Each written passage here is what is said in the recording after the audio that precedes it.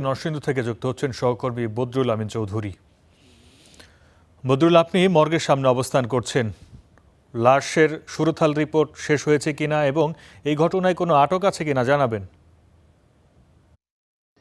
আরিফ, আপনি যেমনটি বলছেন, আমি ঠিক এই মুহূর্তে নরসিংদী সদর হাসপাতাল মর্গের সামনে দাঁড়িয়ে আছি এবং কিছুক্ষণ আগে কিন্তু নিহতের লাশ এখানে পৌঁছেছে এবং নিহতের স্বজনরা এখানে উপস্থিত রয়েছেন।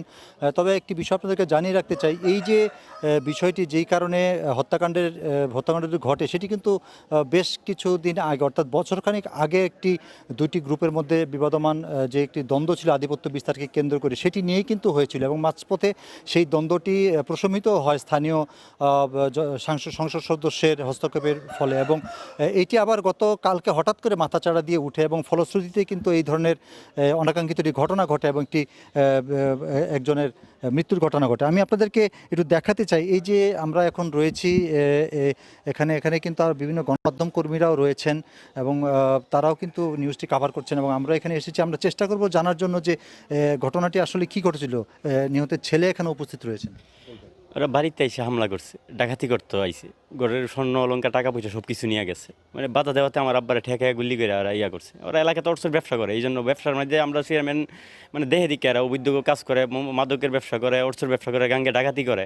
মানে চেয়ারম্যানের সব নিয়ে মনে করেন যে একটু বলে দিকা বা একটা সালিশ করে দিকা, এই জন্য মনে করেন যে হ্যাঁ আইছে আইসা পরে বাড়িতে ডাকাতি করে মাথা মেঝে ঠেকায় গুলি করছে।